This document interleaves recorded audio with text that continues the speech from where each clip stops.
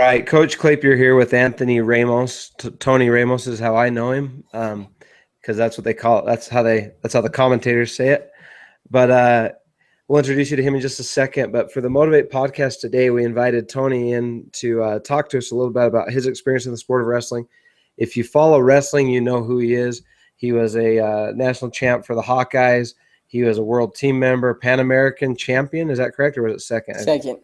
Second place in the Pan Am Games, which is incredible to even be there. And I'll let him tell you more about some of his experiences with that. But we invited him because he's learned a lot through the sport that I believe will help you in motivating other people, whether that be in athletics, business, or coaching, whatever it is you do. But let's get started. Tony, how are you doing? I'm doing great. Thanks for having me. Tony, I've been following you since you were at Iowa. I didn't know much about you before then, so I wanted to start back before Iowa. How did you get into wrestling? Where was your start? Tell us a little bit about yourself. So I started wrestling when I was about 3 years old.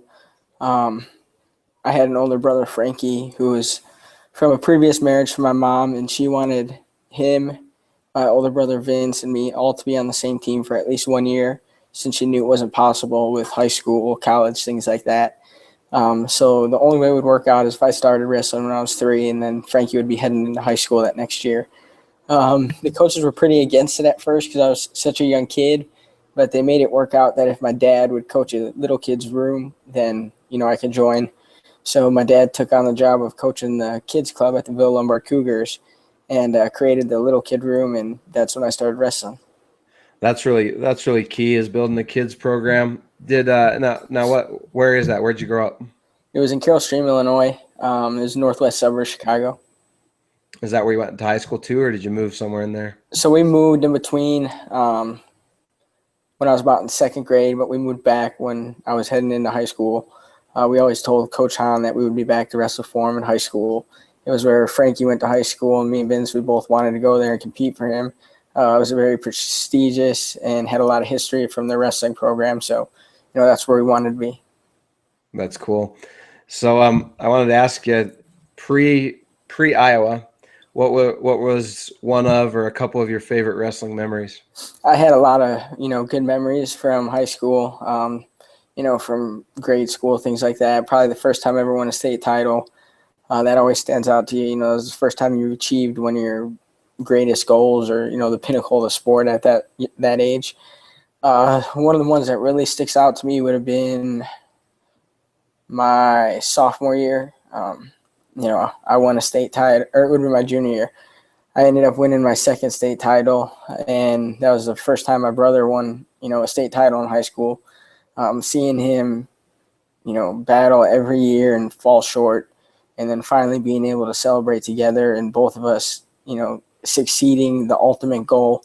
It was an exciting moment for me. It was one thing that I'll never forget. I know he'll never forget it. It was a great moment after his match. He came over, we hugged it out. They had some pictures from it. So I was excited that I was one of the first people to be able to congratulate him and be with him after that moment.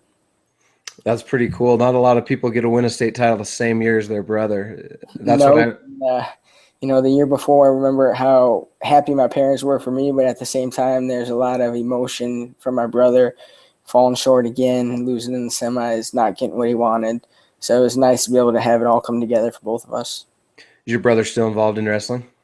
He was involved in wrestling. He went to Indiana first semester. I think he really thought that's where I was going to end up and follow him there.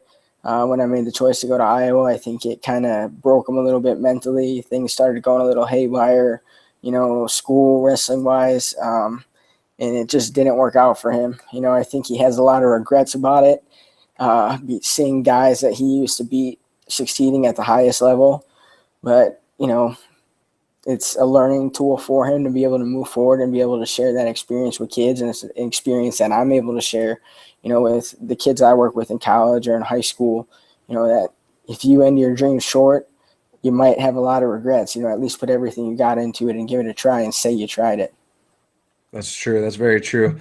You can't, if you leave it all on the mat, so to speak, or you leave it all out there and whatever you're doing, then you got no regrets regardless of the outcome. Now, you got into where I wanted to go next. You brought up that you chose to go to Iowa. What other colleges were looking at you at that time? There were a few that were really probably on my radar, more or less, not me on the radar, but Oklahoma State, Illinois, and then Iowa were my top three. Iowa was really the only one that I was really looking into or interested about. Indiana, because my brother was there, really thought they had a shot at me going there. From day one, I knew it just wasn't the right fit for me or the right place for me to be to achieve the goals that I had set. And it wasn't just to be a national champ, it was to be, world champ, Olympic champ, doing those types of things. So I ended up choosing going to Iowa to be with Tom and Terry Brands, who have, been down that road, succeeded down that road, and I thought it was going to be the best place for me. That's awesome. Yeah, they were they both world champs or just Tom? So they both were world champs. Tom was the only one who was Olympic champ. Terry was a bronze. Was it Tom or Terry that I remember watching him as a kid? It was around 92 to 96, somewhere in there. In the World Championships, he beat a Canadian because the Canadian got too many festivities. That was Terry. That was Terry. I still remember that match. With that Canadian all the time. I still remember that match because you don't see that many Canadians at that level for whatever reason. But this guy was tough, and I just remember being shocked. It'd be like losing in high school wrestling. It'd be like losing on stall calls, which would be like 4 stall calls, and that's what happened. But it was a pretty crazy match. That was awesome.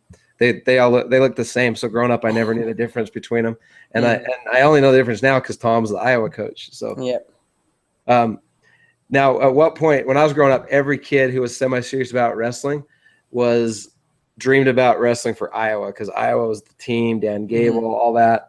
At what point did you start realizing, you know what, I really am good enough that I could wrestle at Iowa? For me, I think it was 7th, 8th grade, somewhere in there.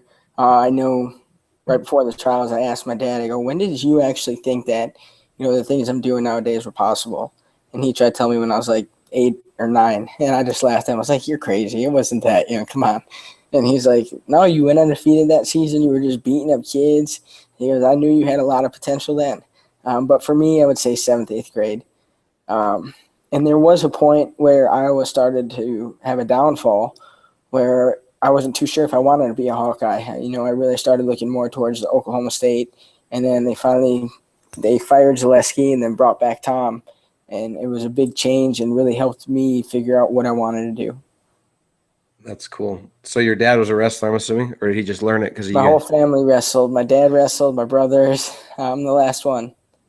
It's rare. It's rare that you find someone as good as you, or even someone that's competitive on a state level that doesn't come from a family of wrestlers. I've noticed.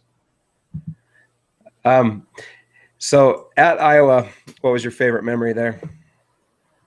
Oh man, there's a lot of great memories. My favorite memory would be, the national finals after getting near fall, and there were about 5 seconds left. And I remember looking up at Terry and just shaking my head and smiling, thinking to myself, we did it. We got it done. But there's, a lot of other very exciting moments I had in my career. Wrestling in front of the fans in Carver Hawkeye Arena, beating Jordan Oliver, getting that takedown on the edge and the place going nuts. The 2 pins I had against Penn State where, people said they've never heard the arena that loud in their life. So those are moments I wish I could be a fan sitting there seeing someone do that and experience it. But it was pretty cool that I was the one to be able to give the fans that, that moment that they'll never forget. Yeah, us fans have a lot of memories of you. I've never been to a match at Carver Hawkeye, but I've watched a lot of them on TV and on the internet, and that would be awesome. So I want to ask you this question. I ask this to everybody I interview. Okay. Why should a kid wrestle? For me, I think kids should wrestle because it's a sport that teaches a lot of discipline, and it teaches you a lot of great life lessons. Things aren't going to be handed to you. You got to earn everything. It's a sport where, a lot of it's on you. Your coaches are there to help you. They're there to get you in the right mind frame or right skill set, things like that. But at the same time, you're the one out there competing. Like I said, with discipline, weight management, weight control, those kinds of things, it really teaches a kid at a young age that if they want something in life or if they want to go out and achieve a goal, you got to be willing to give things up, or you got to be willing to do the right things and make the right choices on your own, not someone standing over you the whole time and babysitting you or holding your hand. Yeah, that's awesome. And it panned out real well for you. You've done a lot of international competitions. What's it like wrestling in these world and Pan American championships? It's fun. I mean, the World Championships is pretty crazy. My best experience with the World Championships, I would have to say, is Vegas. Being home soil. I was at that one. Crazy fans. It was just a great environment and a lot of fun and things you're going to remember, and things you're going to be able to share with your family and your kids. When they get older. Just stories of being overseas, competing, and experiences with the food and with the travel and hotel, things that they'll never understand unless they're put in those situations. I remember a couple moments younger in my wrestling career where the pressure got to me, and I never even got to anywhere near the level you're at, but the pressure got so thick that I wanted to quit. Yeah. And I didn't, but have you ever experienced that?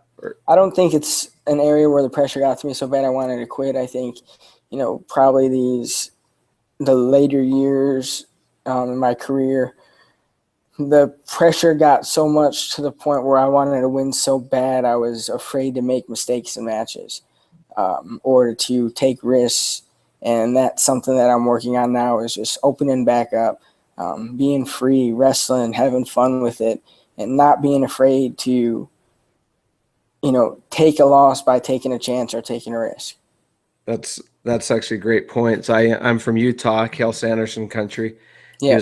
He was a couple years older than me, and his dad told us one time that right after he finished his undefeated at Iowa State, and they started wrestling internationally. At one point, the pressure got so much to him that it felt like a job, and at that point, he had to back off a little bit. And once he backed off, I think he might have even took some time out. You have to ask him, but I think he might have taken a little time off before the Olympics that he won. Mm-hmm. And when he came back, it was fun again, and he had opened up, and he went, and the story, he went out and won the Olympics. So, oh yeah, there's something to be said about that. Would you say the pressure felt greater at the international level or at the college level? I think for me, the pressure felt greater at the international level domestically more than foreign competition, because the storylines that were built up. I had never lost on the senior level to American. I had, leading up to the trials, I had never lost to Carver Hawkeye Arena. I was going for making three teams in a row, and the last person to ever do that was Terry Brandt, which was my coach. So there were a lot of storylines that people were trying to attack, and I put so much pressure on myself to try and make this happen that, in a lot of my matches, I didn't open up or didn't do the things that I could have done to go out and, be successful. Well, I know the World Team Trials didn't end how you wanted, and I know you might feel like you didn't handle the pressure real well, but there was a moment there that I thought you did handle the pressure really well, and it was in the Scott match. Yep. And everybody, including the commentators, including me, including Coleman Scott, thought you had lost, and you kept your head cool and you understood what was going on. And I mean, if you don't understand wrestling, that doesn't mean a lot, but that's hard to do in all that pressure to keep your head. You know the moment I'm talking about, right? I know exactly what you're talking about. Yeah. I'll be honest with you. I think for the first 10 seconds or so, or after I gave it that takedown, I thought I lost too. I wasn't really sure. And I remember getting up and looking over at Terry. He's like, no, you won. You got criteria. So I more was like, dang, what just happened? And then I finally thought about it a little bit, figured out that I had the 2 2s to his 1-2 and the 2 push-outs. So, the freestyle rules can get confusing even for us athletes, but it's about. Go ahead. I was just going to ask, do you like the criteria? Does that, because sometimes I wonder, why don't we just have overtimes and stuff like that? I like it because it makes you wrestle. It makes you not wait for the overtime periods. You can look at it many different ways. People don't like the criteria because the match ends tied.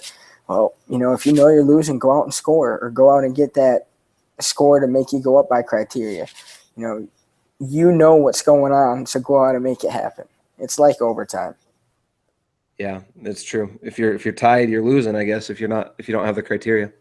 Is it okay if we talk about the World Team Trials a little bit? Yeah, no, we're totally fine. I was heartbroken for you. I watched some of the interviews after and stuff. And is it too early to ask what you've learned from that experience? Nope, not at all. I guess probably one of the biggest things that I've learned is when you know that something's not right and you need to get out, don't wait. Don't let someone tell you what you want to hear. Don't let someone try and talk you into something. You got to do what's best for you. And I was ready to go in November. Had conversations. We sat down, we talked in November, and they made me feel and told me things that, they kind of turned their back on. So other than that, that's about really all I could say about it. So if you know deep down in your gut that something's not right, the situation's not right, you got to find a way to make it right. So going forward, let me just explain to people that aren't as into wrestling as I am, and you are. Tony Ramos was the number one guy for the last 3 or 4 years for the U.S. and ended up losing to in the finals. Ended up losing to someone from the same club. And anyways, it was a complicated situation. So I'm just catching up people that didn't know that back up. So since that happened, you didn't make the Olympic team, unfortunately. What's the plans for the future at this point? I know those can change, but Yep.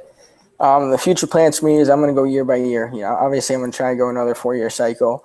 I've had knee surgeries almost every year after a season, so got to make sure the body holds up and I can keep on going. But for me right now, the thing I'm most focused on is the World Cup coming up here June 11th and 12th. And then now that I'm coaching as an assistant coach with North Carolina is getting this program back on top. They were really good back in the day. And we have a lot of potential. We have a lot of energy with the coaches. Now we just need to get the recruits coming in and getting the guys winning and keep moving forward. So you moved to North Carolina to be an assistant coach with Coleman Scott. Is that correct? Yep. You guys, between the two names, you guys should have a lot of recruiting clout there. I think so. There's some things that we can offer kids, I think, that they're not going to get anywhere else. We have the Iowa style. We have the Oklahoma State style. We've seen both two totally different, aspects of the sport come from two totally different programs. So we can really cater to any kid's needs and, work with any kid. So you're going to be training and competing for at least one more year, right? I'm hoping for, but I'm taking it year by year. Gotcha. And so who do you train with out there, Coleman? Or is he still going to compete? Yeah, Coleman's done competing. He's a coach now. He's moving all forward towards head coach and, getting guys like me prepared for world championships, trials, things like that. But Coleman's still going to wrestle with me. That was one thing that really intrigued me as a guy like him. His style kind of gave me fits or gave me trouble, and now getting to wrestle with him once or twice a week, doing some matches. There's also Josh Kindig, who's at Oklahoma State, was a national finalist. His career was kind of plagued by injuries through college. He's healthy again, and he's going to be competing for us at 61. And then we're working on a few other guys right now that we're trying to get. We want to fill a whole roster for a senior level, but we got Braden Atwood at it's 96, who wrestles for Purdue. And, we're going to see what happens here in the next couple of days with some of these other guys. Awesome. Well, we'll be watching. And I wanted to transition from wrestling to how we can take what we learn from wrestling, because very few wrestlers get to your level. You know that. Yeah. You're very blessed. You're very elite to get to that level. Yeah. But there's thousands, hundreds of thousands maybe of wrestlers that will wrestle at the high school level. And how do we take what we learn from wrestling and apply it so that we're successful in whatever we do in life? That's kind of where I want to transition. Mm-hmm. So I think one of the best things that wrestling teaches you is how much you have to work to be successful. And if you want to, when you're done wrestling or when you're trying to get into a career, things aren't going to come easy. If you want to move up the ladder quickly, you got to put a lot of effort and a lot of hard work into what you're doing. So those are some of the things. Gotcha. And is there anything you can share with us? Like, have you ever been through a really hard trial? The things you learned from wrestling? We can pause if you need, by the way. Yeah. Hang on. Hey, Frank. Sorry, my brother's in town. No worries. No worries. We're almost done. We'll let you get back to business. But have you been through anything really difficult? Have you been through anything really difficult in life, in or outside of wrestling, where the sacrifice, hard work, all those things you've learned in wrestling has really come to help you out? Yeah, I've been through, probably a couple tough different situations. When I was 4 years old, I got hit by a car. Pretty messed up, crushed my foot, broke ribs, things like that.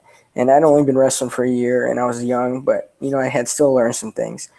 I had to learn to walk again at that time, and I think the determination that I learned when I was little, the will to win, the will to want to overcome something or learn something, especially when you're young trying to learn wrestling skills, it made that process for me a lot easier and happen a lot faster. Other things, falling short when I was in college, my freshman year, my sophomore year, my junior year, that kind of rolls over into life is don't give up on your dreams, just because it doesn't happen right away. If you keep working at it, if you keep pushing yourself, if you keep giving 100%, in everything you do, it's going to happen. It's not going to happen easy. It's not a guarantee. You still got to go out there and perform and give it your best. But don't not try. Don't just give up on it. That's awesome. That's great. That's great advice. Well, Tony, I appreciate your time. I know with you guys training for Olympics and World Championships, you guys are always trying to do some fundraising and things like that. Yep. Is there a website? Can I do anything? Can I send anybody anywhere to check things out, buy shirts, anything like that? I have my website. It's www.teamramos.co. On there, I have my gear, which is, supplied through Flips Wrestling. I got a lot of great sponsors, Milwaukee Tools. I do a kind of a technique thing with hooksweep.com. If you go on there, you can pay for a monthly subscription where I put out some technique videos to help kids in areas, and they can also send in their own videos and ask questions, and I can post something on them to tell them what they need to do or how to get better in that position.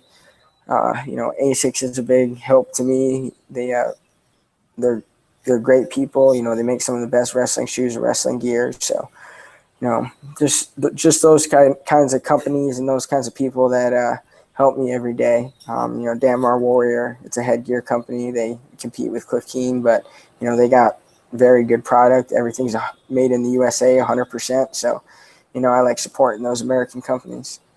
Awesome. Thank you. And your website's teamramos.co, right? .co. Yep. Okay, we'll post that in the description below this video, as well as I'll put a little graphic on the screen. And then what did you say the technique site was that you? It's called hooksweep.com. HOOK sweep, like foot sweep. Okay. Hooksweep.com. You guys heard it. If you want to go check out some Tony Ramos technique videos, go there. And I'll put a link to these. Anything else you'd like to say, Tony? Nope, that's about it. Okay, man. Well, good luck at North Carolina, and good luck in all your future competition and training. We look forward to seeing you. Okay. Thanks for your time. Right.